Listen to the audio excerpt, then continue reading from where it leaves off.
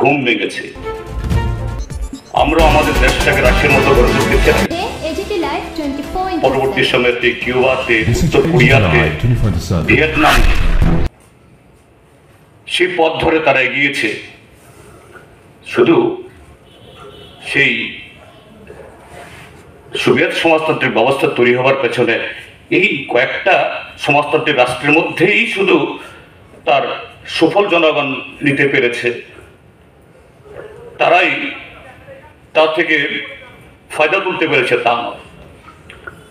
আমরা যদি দেখি আমাদের ভারতবর্ষের স্বাধীনতার আন্দোলন, হ্যাঁ, ভারতবর্ষে জাতীয় কংগ্রেসের নেতৃত্বে ডান বাম মধ্যপন্থী চরমপন্থী সবাই মিলে ব্রিটিশদের আদর থেকে তারা অতিষ্ঠ করে তুলেছিল।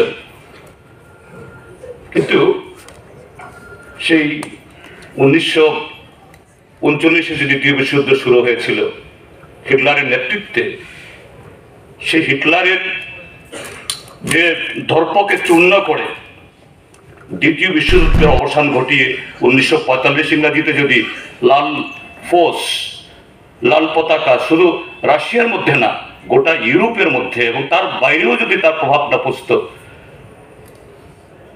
যারা ইতিহাসবিদ গবেষক তারা হয়তো বলবেন আমাদের ভারতবর্ষেও এত দ্রুত আমাদের এই স্বাধীনতা লাভ হতো কিনা, ইংরেজরা চলে যেত কিনা।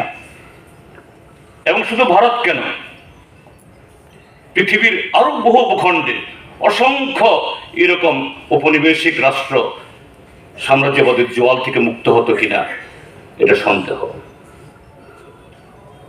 তো আজকে আমরা এমন একটা সময়ে আমরা উপনীত হয়েছি,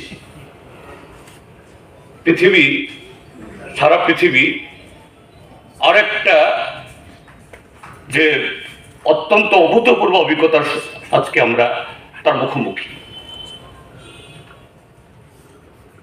1990 ইংরেজির পর যারা ভেবেছিল এখন তো আর সোভিয়েত নেই, সমাজতান্ত্রিক ব্যবস্থা নেই, মার্কিন যুক্তরাষ্ট্রের নেতৃত্বে পৃথিবীর কোন গোলার্ধে সামরিক হোক বা অর্থনৈতিক বা রাজনৈতিক হস্তক্ষেপ হলে সোভিয়েতের নেতৃত্বে সমাজতান্ত্রিক দুনিয়া এগিয়ে আসত, কিউবাকে সেই 1959 ইংরাজির পর থেকে অবরুদ্ধ রাখার পরও কিউবাকে দমানো যায়নি, কেন রাশিয়া ছিল, সোভিয়েত ছিল। সোভিয়েত তো এখন নেই, কিউবাকে পদানত হতে হবে, সারেন্ডার করতে হবে।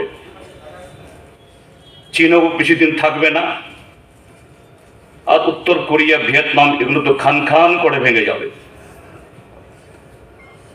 কিন্তু আমরা কি দেখছি যে আজকে সাম্রাজ্যবাদী ধনবাদ ব্যবস্থার যে সর্বোচ্চ স্তর, আজকে ডোনাল্ড ট্রাম্প কেন আরো অনেকে আসছে, কিন্তু আমরা দেখছি যে আপাত সাময়িকভাবে সমাজতান্ত্রিক শিবির একটু দুর্বল হলেও যে ধনতান্ত্রিক শিবির ঠিক সেরকম ভাবে একেবারে অসমত ঘোড়ার মতো ছুটতে পারছে। তারা নিজ দেশ বা যে সমস্ত দেশের উপরে তাদের রাজনৈতিক সামরিক প্রভাব বিস্তার করতে চেষ্টা করছে। আমরা গত 2 দশক আমরা দেখেছি আফগানিস্তানের উপরে, ইরাকের উপরে, এখন